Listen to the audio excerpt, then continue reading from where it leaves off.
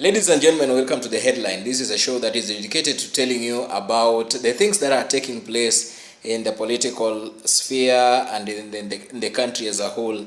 And today we are reflecting upon the things that are happening. We've had several things taking place today. We've seen the National Special Delegates Conference held by the Linda Ground Splinter Group. We have seen Sifuna and Orengo holding a parallel one, where they are saying if Raila were alive, then that is the conference he would have attended. But that said and done, President William Ruto was on his development tour. Remember, he concluded the Nyanza development tour last week, and we saw him launch different programs. We've seen affordable housing in Thika. We've seen him visit and addressing different groups of people. Now, if it never occurred to you that the members of parliament or the elected leaders who have stood with Ruto are facing total hostility in their home grounds, then this is the time when it came out evidently with the Kikuyu member of parliament, that is Kimani Ichungwa, facing a hostile crowd in Juja. That is in Kiambu County. Remember, Juja and Kikuyu constituency, I think they are neighboring within Kiambu County. So this one tells you that the members of parliament or elected leaders who chose to stand with Ruto are facing really hostile grounds.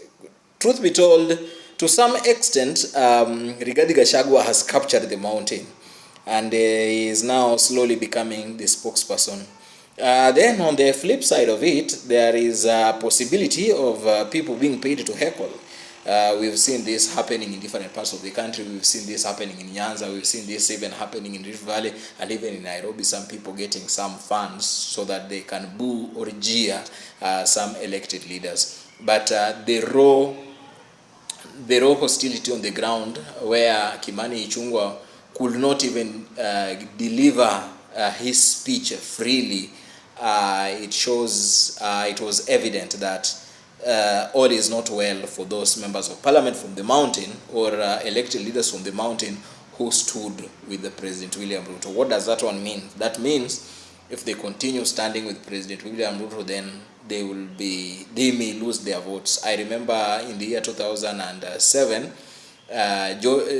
Nyaga, who was then a member of parliament, I think somewhere, was it Gashoka or where,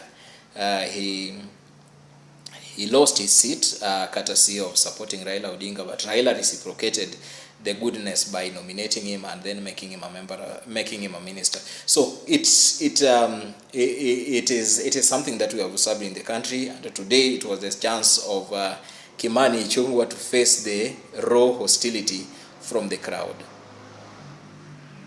So moving forward, politics, as things are shaping up, alliances are formed, we will see, are some of these leaders going to shift camp and support Rigathi Gachagua, or are they going to stick with President William Ruto, where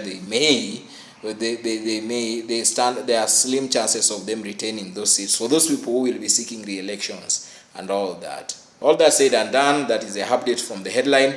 My name is Kasim Mwalimu Adinasi. If you have not subscribed, kindly subscribe and let us continue. We are on the road to 10,000 subscribers. It is possible. Thank you.